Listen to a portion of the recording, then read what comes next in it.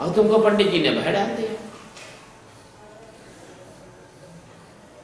तो तुम्हारे अंदर रसायन बन रहे हैं जहरीले, और डरे जा रहे हो, मरे जा रहे हो। किसी ने कह दिया तुम्हारे घर में तो किसी ने जादू टोना कर दिया है, वो ये भूत प्रेत बाधा है, तुम्हारे घर में किसी ने चौकी बिठा दी है, तुम्हारे लड़के पे तो किसी ने काला जादू कर लिया है, आप कुछ किया ही नहीं है तो भी तुम भयभीत हो रहे हो, लड़के को उस दृष्टि से देख रहे हो, यार इस पे तो काला जादू कर दिया, पत्नी को तो किसी ने ऐसे कर दिया, घर में तो ऐसा हो गया है, फलाना हो गया है। अरे पैसा खर्च करके आओ, मतलब ये समझो कि तुम जो है जहर खरीद कर खुद ही खा रहे हो। तो इसमें अगर हम लोगों को निर्भय बना रहे हैं, लोगों के अंदर एक साहस भर रहे हैं, लोगों को कह रहे हैं तू अगर दुनिया में सबसे बड़ा अगर कोई परमात्मा का रूप है वो तेरे अंदर है, सबसे सरल है वो तेरे अंदर है, दुनिया में अगर तू जान सकता है परमात्मा को तो वो तेरे अंदर से जान सकता है। अगर ये बात करें सतगुरु के रूप में तो ये बात लोगों को समझ में इसलिए नहीं आ रही है कि अनंत वर्षों से लोग जो है कोमा में है, उनको जैसे किसी आदमी को इंजेक्शन नींद के लगा के एक आदमी की स्थिति ऐसी बना दी जाए कि उसका दिमाग आउट हो गया, काम नहीं कर रहा, वो किसी की बात समझ नहीं पा रहा है। ऐसे इस पूरी पृथ्वी पर विभिन्न धर्मों के ठेकेदारों ने लोगों के दिमागों को इस कदर खराब कर रखा है। रूढ़िवादी, पोंगापंथी, अंधविश्वास, इस तरह का लोगों के दिमाग में भर रखा है, और इतने बड़े नीम पागल हो गए, कोई मनोचिकित्सक भी इनको ठीक नहीं कर सकता। अभी मैं कंप्यूटर पे बैठा था तो अमेरिका की एक मनोचिकित्सक मेरे से बात कर रही थी, वो दूसरों की चिकित्सा करती है और वो खुद बीमार है, मुझसे चाहती है कि नहीं। स्थिति मनोचिकित्सक जो है वो भी बीमार हो गए आज ये स्थिति। एक लड़का दिल्ली में सुसाइड कर रहा था, तो मैंने उसका तू सुसाइड मत कर, मैं तेरे साथ हूँ, जा तेरे सब काम अच्छे हो जाएंगे, और तू भगवान पे विश्वास रख, भगवान तेरे अंदर मौजूद है, फिर तू क्यों सुसाइड कर रहा है। तो जब मैंने लगा लड़के को बड़ा अच्छा लगा, तो एक मनोचिकित्सक की इंटरनेट पर टिप्पणी आई, उसने कहा गुरुजी आपने तो गजब का समझाया, हम भी नहीं समझ सकते। अरे तो तुम कैसे समझाओगे बाबा, तुमने 4 मनोविज्ञान की किताब पढ़ ली है, थोड़े से प्रयोग सीख लिए, तो तुम मनोचिकित्सक हो गए। अरे मनोचिकित्सक का मतलब क्या है? मनोचिकित्सक जो मन बुद्धि चित्त अहंकार के पार गया है, वो उसकी चिकित्सा कर सकता है, वो उसको जान सकता है। मन को तो जानते नहीं कि मन क्या है, बुद्धि को जानते नहीं, बुद्धि कैसे चलती है, कैसे क्रियाकलाप होते हैं, और बुद्धि को किस प्रकार से, बुद्धि के क्या गुण धर्म है, और बुद्धि किस प्रकार की बदमाशी करती है, और बुद्धि के कारण आदमी कितना दुखी होता है। और आप जानते नहीं हो कि चित्त साला कैसा बेवकूफ बनाता है, कभी इधर कभी उधर, कभी इधर कभी उधर, आपको पीपल के पत्ते की तरह, लहरों की तरह आपको चलाना लगता है। और उसके कारण चित्त चलता है, जैसे कि मान लीजिए कि पड़ोस की रेलगाड़ी चलती है, इधर बैठा हुआ आदमी सोचता है उसकी रेलगाड़ी चल रही है, चित्त चलता है, आदमी समझता कि मैं चल रहा हूं।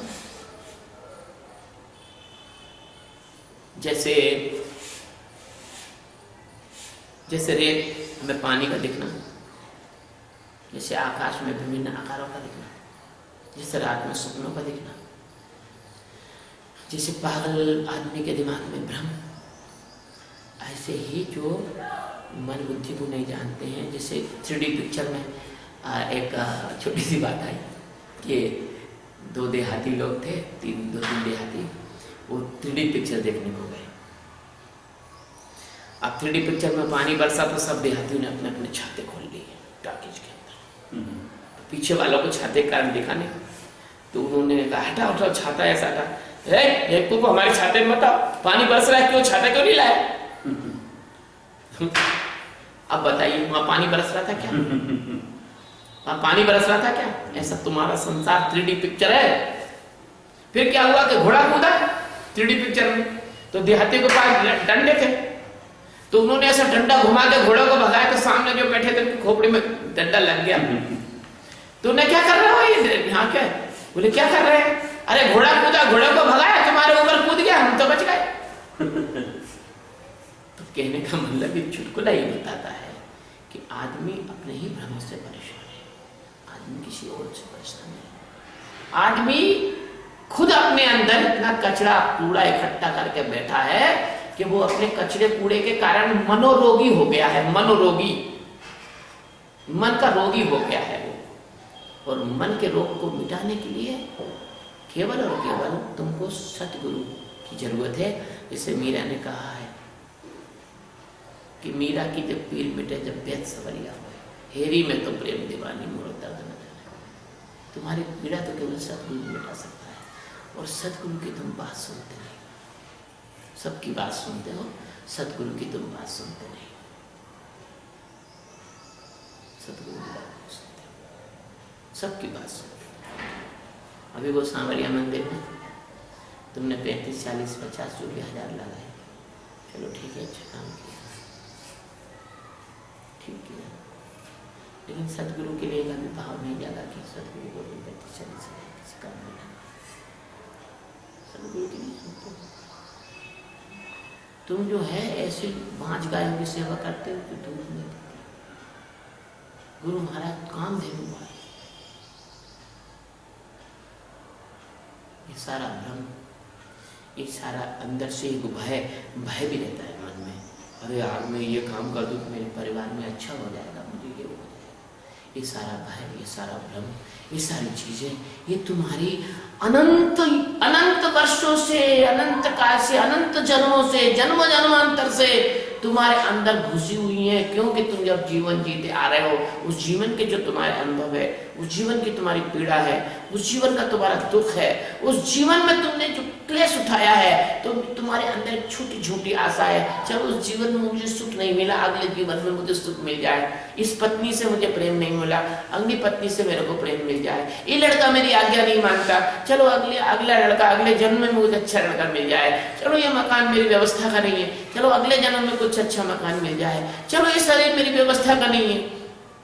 एक आदमी रास्ते चल रहा था, वो कुत्ते कुत्ती कुआं महीने में मजे कर रहे थे, तो आदमी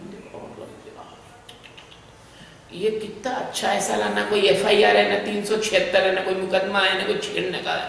ये सबसे बढ़िया जिंदगी है। अपने कुत्ता बनेंगे यार, कुत्ता बन के मस्ती से आनंद लेंगे। साला इंसान की जिंदगी में तो कोई वो है ही नहीं है। किसी से जरा सी बात कर लो तो मुकदमा चला जाती है। लो, उसने अपने को कुत्ता बनने का रास्ता शुरू कर दिया। बोलो, सारे जन्म तो तुम ही निर्धारित करते हो, भगवान थोड़ी निर्धारित करते। तुम्हारी वासना तुम्हारा जन्म का निर्धारण करती है। जैसे गीता में भगवान ने कहा है, अंतमता स्वगता, जिसकी जो अंत में जैसी मति होती है वैसी उसकी मुक्ति। एक आदमी, एक घोड़ा खेत में चल रहा था, अच्छा घोड़ा था।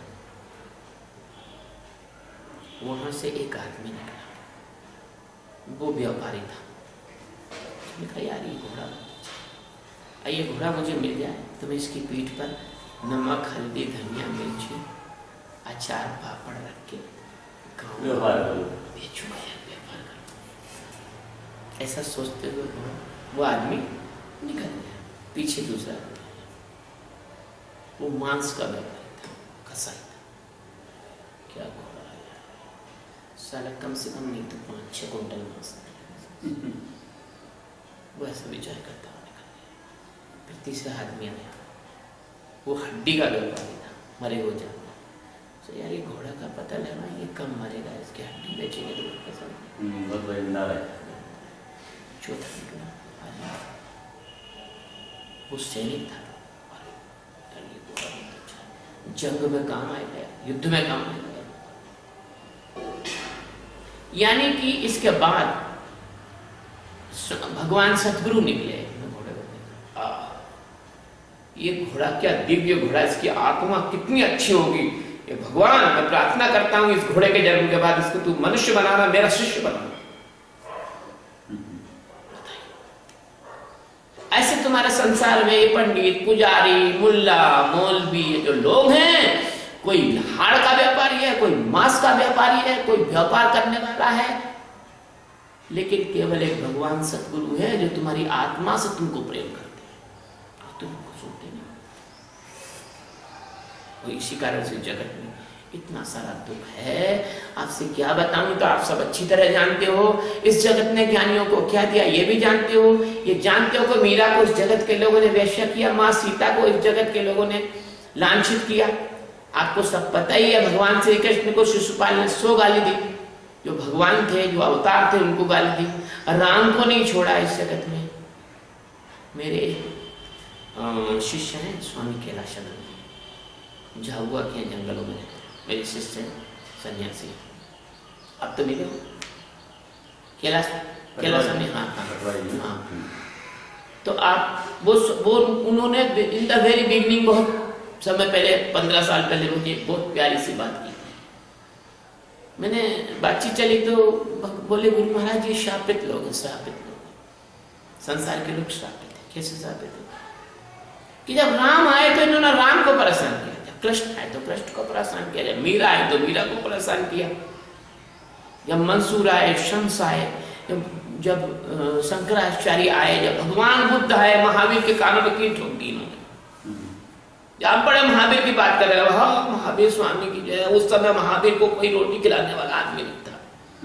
उस समय महावीर को परेशान कर रहे थे। जब बुद्ध आए तो बुद्ध को नंगे पैर जब कांटे पैरों में लग रहे थे, उस समय उनको पैरों में जूता पहनाने वाला नहीं था। तो कभी इससे तो रैदास अच्छे थे, संतों को जूता बना बना के पहनाते थे मुफ्त में। तो कभी उन्होंने बोला कैलाशानंद जी ने कि भगवान जी, जब महापुरुष आए और महापुरुष ने परमात्मा ब्रह्म की बात इनसे करी, इनको प्योर माल सप्लाई करने की कोशिश करी, इनके सारे दुख दर्द को दूर करने की कोशिश करी, इनको मुक्ति देने की कोशिश करी, तो इन्होंने उनको परेशान करके, गाली देके, उनका अपमान करके, उनको निंदा करके, और तो और उनके पास दूसरों को जाने तक नहीं दिया। इतनी निंदा की, इतना। उस आदमी को इस जगत में कोई ब्रह्मवेत्ता होता है तो उस ब्रह्मवेत्ता की सेवा करने वाले तो कम, निंदा करने वाले इतने इकट्ठे हो जाते हैं कि उस ब्रह्मवेत्ता के पास आदमी जाना पसंद नहीं करता। इतना उसका दुष्प्रचार कर देते हैं मिल के सब। तो उनको श्राप दिया कि जाओ, तुम पत्थर हो, तुम जड़ हो, तुम मरे हुए लोग हो, तुम मरे हुए की पूजा करना। तब से इनको जो श्राप है, ये पत्थरों की पूजा करते हैं। ये कोई मर जाता है तो उसकी बड़ी बड़ी बातें करते हैं। वही आदमी जिंदा होता है, जब जीवित होता है तो उस आदमी को सताते हैं। वो मर जाता है तो उसकी मूर्ति बना के उसके गले में 100-100 रुपए का हार डालते हैं। ये शापित लोग है, ऐसा बोला स्वामी कैलाशानंद जी ने। मुझे वो बात बिल्कुल जच गई। क्यों जच गई? कि जैसे ही उनने बोला, अब वैसे ही मुझे कबीर साहब की वो वाणी याद आ गई। जब कबीर साहब कहते हैं कि साध हुई मुर्दों का सांच कहूं तो मारन धावे और झूठे चक पतराए। सच बात कहूं तो लोग मारने दौड़ते हैं और झूठ कहो तो सबको अच्छा लगता है। ब्रह्मवेत्ताओं की बात सुनो, भगवान ने एक अवसर दिया है, जब तक मेरा ये शरीर है तब तक मैं सत्य की बात करता रहूंगा, क्योंकि ये तो हम लोगों की मजबूरी है। सूरज तो प्रकाश देता ही है, गाय तो दूध देती ही है, वृक्ष तो फल देता ही है, पानी का तो स्वभाव ही शीतलता है। ऐसे ही ब्रह्मवेत्ता का यह स्वभाव है कि वो सत्य का प्रतिपादन करेगा और सत्य ही बताएगा। वो अमृत ही देगा, वो जहर आपको नहीं दे सकता है। माँ बच्चे को प्रेम ही देती है। बच्चा माँ के स्तन में भी काट लेता है तो भी बच्चा अपना दूसरा स्तन माँ के मुंह में डालती है, स्तन दूसरा बदल देती है। इसी तरह से परमात्मा में जागे हुए, परमात्मा में ठहरे हुए, परमात्मा में जीवन जीते हुए जो महापुरुष होते हैं, वो आपको परमात्मा के रूप में रूपांतरित करना चाहते हैं, आपका ट्रांसफॉर्मेशन करना चाहते हैं, आपके समस्त दुखों को दूर करना चाहते हैं। जैसे आप किसी की मदद करते हैं, किसी को नौकरी, किसी की शादी, किसी को कपड़ा, किसी को मकान देते हैं। अरे सबसे बड़ी मदद, सबसे बड़ी सेवा किसी को अपने आत्मस्वरूप में जगाना है, क्योंकि उससे संसार के अनंत जन्मों के दुखों की निवृत्ति होती है। फिर भी यदि आप आत्मस्वरूप में न जगना चाहें तो मेरे पास दूसरी बात है कि ध्यान करो और शांति को प्राप्त करो। अपने आप को धीरे धीरे जब जानोगे तो मन बुद्धि की जो चित्राई है, कुटिलता है, कपट है, और जो एक षड्यंत्र अंदर से जो चलता है, जो आप दुखों को आमंत्रित करते हो, तो कम हो जाएगा। शांति से तो जियोगे। कम से कम नहीं परमात्मा मिला तो शांति तो मिलेगी। जिस शांति को खोजने के लिए लोग जो हैं टूरिस्ट बन के जाते हैं घूमने से, आपको भाई कुछ शांति मिले, कुछ आनंद मिले, हैं?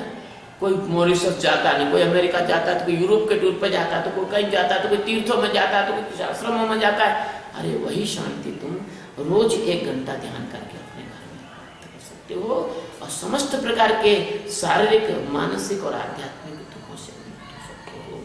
अभी बस इतनी चर्चा करना चाहते हैं। गुरु महाराज की जय। शिवो